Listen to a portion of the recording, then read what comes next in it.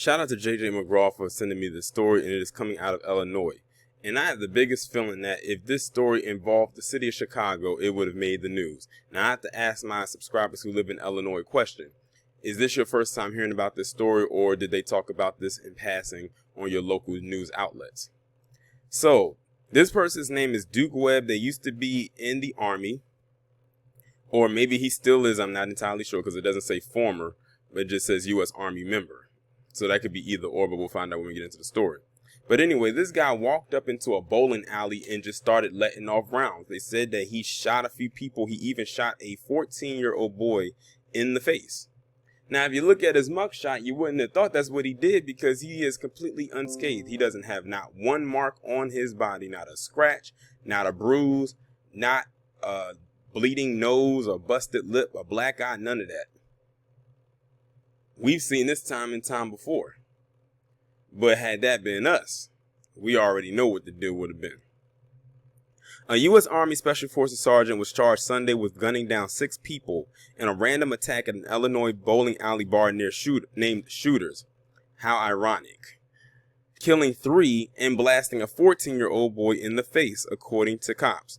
Suspect Duke Webb, age 37, of Florida, was charged with 3 counts of murder and 3 counts of first-degree attempted murder for Saturday night's bloodbath in Rockford, police and prosecutors said. We believe this was a completely random act and there is no prior meeting or any kind of relationship between the suspect and any of the victims in this case, Rockford Police Chief Dan O'Shea said. The Army confirmed to the Post that Webb is a Special Forces Assistant Operations and Intelligence Sergeant assigned to the 3rd Battalion, 7th Special Forces Group, Airborne, located at Camp Bull Simons at the Eglin Air Force Base in Florida. He joined the Army in 2008 and was on leave when the shooting occurred, the Army said, without elaborating why. It was unclear why Webb was even in Illinois. We are shocked and saddened to learn about this tragic event, and our thoughts and prayers are with the families of those killed and wounded, Webb's commander, Colonel John W. Sands, said in a statement as the Army vowed full assistance in the investigation. Webb was busted minutes after police arrived at the 7 p.m. bloodbath at the outside Shooters Bar, the only part of the Don Carter Lane's bowling alley complex open due to the virus restrictions. The suspect tried to hide his weapons with 2 handguns recovered at the scene and was arrested without officers having to open fire. I wonder why. I am very confident the officers that were on the scene in the building were able to stop further violence, O'Shea said. Oh, trust and believe, if this was a black person that did this, they would have stopped it all right. They would have killed them right there on the spot.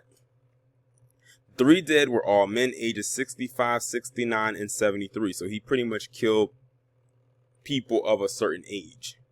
None have yet been identified. The boy shot in the face was miraculously in stable condition after being airlifted to a hospital in Madison, O'Shea said at a news conference Sunday morning.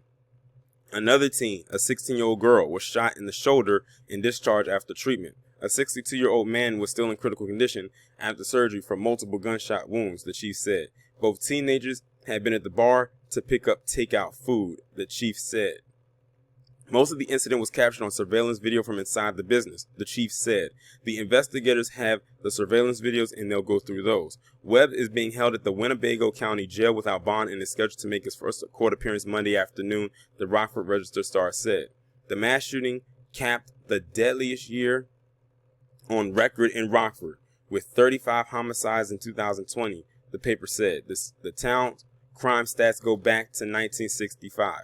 Shooters Bar in a Facebook posting called the incident a heinous act of violence by an evil coward who took innocent lives. How do I comfort my family, my son, my daughter-in-law, my staff after a senseless coward who decided to do a mass shooting for no reason, took our friends from us and hurt other friends and took what would be a safe place and made it so scary, the manager asked in another post. Our friends and customers will live in our memories and our hearts, and they will never be forgotten, the post added, revealing a candlelight vigil for Tuesday night. Mayor Tom McNamara called the attack a horrific incident. This morning, we have 3 families mourning the loss of their loved ones and 3 additional families praying their loved ones live through these really horrific injuries, he said. As we come to the end of this most difficult year and we look ahead at this new year upon us, we know that this type of violence needs to stop, the mayor says. Now, this story right here, I highly doubt is going to get the same type of response or traction if it, like I said in the beginning of the video, if this happened in Chicago and it involved a black suspect.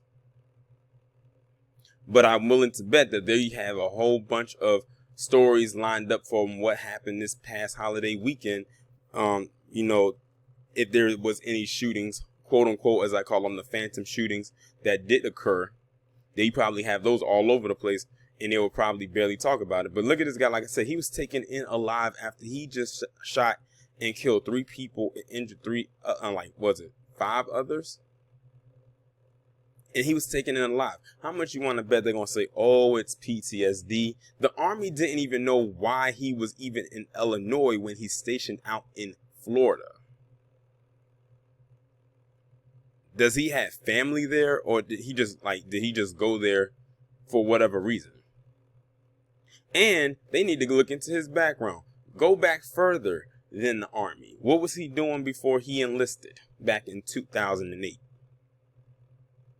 And because he was military trained, it was not hard for him to hit those people that he shot at. And then the people he killed were in their 60s and 70s. So it's not like they were going to move as if they were around the same age as this guy or younger. That makes this an even more cowardice act. And then he shot 2 teenagers, and one of them he shot in the face. So he basically went after soft targets. You know how I like to say about soft targets? The elderly, women, and kids. That's what he did with this situation. But it was the elderly and kids. And 2 of them fall into the same category because one of them was a girl. But yeah, he's definitely a coward for what he did, most definitely. But one thing that was missing from this article, and I'm not shocked that it was missing, is them calling this a domestic terroristic attack. Because in my honest opinion, that's what it was, or that's what it is. I mean, if it was anybody else, especially if they were Muslim, they would have been through the label of terrorist attack on this incident. I'm just saying. But y'all let me know what y'all think about this down in the comments. Like, share, subscribe. Make sure you have your bell clicked and have the notifications turned on to all, and I will talk to you in the next one.